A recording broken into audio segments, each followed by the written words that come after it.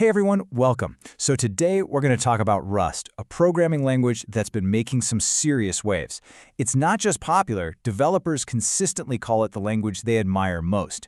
We're going to dig into why that is, what makes it promise both incredible performance and rock-solid safety, all without the usual compromises. Let's get into it. Now, what's really wild about this isn't just the title, it's the consistency. This isn't some new hotness that's popular for a year or two. Think about that. For 10 years straight, developers who use Rust have said, yeah, this is the one I want to stick with. That kind of loyalty is incredibly rare, and it tells you something really special is going on here. All right, so what's the big secret? How does a language get that much love for a whole decade? Well, to really get it, to understand what makes Rust tick, we actually have to go back in time and look at a huge problem that programming has had for a very, very long time. For ages, whenever you started a new software project, you were immediately faced with a really difficult choice, a fundamental trade-off that defined how your program would work. Okay, so you had two main camps. Over here, you've got your systems languages, like C++. These things are fast, blazing fast. But there's a catch. You're always risking these nasty memory bugs. Then on the other side, you have your managed languages, like Python or Java. They give you memory safety thanks to something called a garbage collector, but that safety net slows things down. It adds performance overhead. So for decades, that was the deal. You had to ask yourself, do I want this thing to be fast, or do I want it to be safe? You couldn't really have both. This was a fundamental compromise baked into the very heart of software development. And that compromise, well, that's exactly the problem Rust was designed to solve. Okay, so that brings us to Rust's superpower. How in the world does it manage to break this age-old rule and give you everything at once? The secret sauce, the magic ingredient, is this really unique idea called ownership. And this is the feature that lets Rust guarantee memory safety without needing that slow garbage collector we talked about. So what exactly is ownership? Well, you can think of it as a strict set of rules that the compiler checks for you. The number one rule is that every piece of data, every value in your code, has one and only one owner. And here's the cool part. When that owner is done, when it goes out of scope, the data it owns is automatically cleaned up. Poof, gone. This simple rule just wipes out entire categories of bugs, like memory leaks, right from the start. And who enforces these rules? That's where the borrow checker comes in. The best way to think about it is like a super strict librarian. Before your code even gets a chance to run, the borrow checker goes through it with a fine-tooth comb and makes sure you're following all the ownership rules. If you're not, it won't even compile.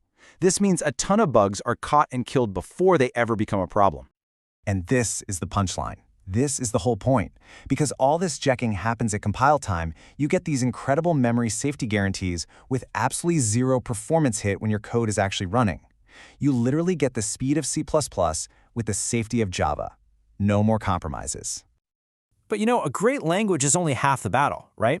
The actual experience of writing the code day to day, that's just as important. And this is another area where Rust just shines, thanks to its amazing toolkit. And the star of that toolkit is a command called cargo. I love this analogy for it. Your friendly, super competent Swedish furniture assembler, but for code. It's perfect because cargo handles pretty much everything for you. Creating a new project, managing all your dependencies, building it, testing it, the whole shebang. It just makes your life so much easier. And look how easy it is to get going. A few simple commands are all you need. Cargo new to start, cargo build to build, cargo run to run, and cargo test to test. That's it. This clean, integrated workflow is a huge reason why developers just love working in Rust. Okay, so we've got speed, we've got safety, we've got fantastic tools. But is anyone actually using this for real, important stuff? Oh yeah. Let's take a look at Rust's journey from a little side project to a true industry standard. You can see that Rust didn't just pop up overnight. It had this very steady, thoughtful evolution. It started way back in 2006 as just one person's personal project. Then Mozilla got behind it, which was huge. Then came 2015 and Rust 1.0, which was a massive deal because it guaranteed stability. And now it's managed by the Rust Foundation, which has all the big players. We're talking Google, Amazon, and Microsoft on board. And all that support means Rust is showing up in some really serious places. I mean, it's being used for critical, high-performance parts of Amazon Web Services, Microsoft Windows, and even the Android operating system. Heck, it's even being used in the Linux kernel now, which is one of the most important pieces of software on the planet. Rust is not a toy. It's building the foundation of our digital world. And you know it's a big deal when it gets noticed at this level. Just recently, the US White House put out a report basically saying we need to move to memory-safe languages, and they specifically called out Rust as the way forward. That is a massive stamp of approval for the problem Rust set out to solve more than a decade ago.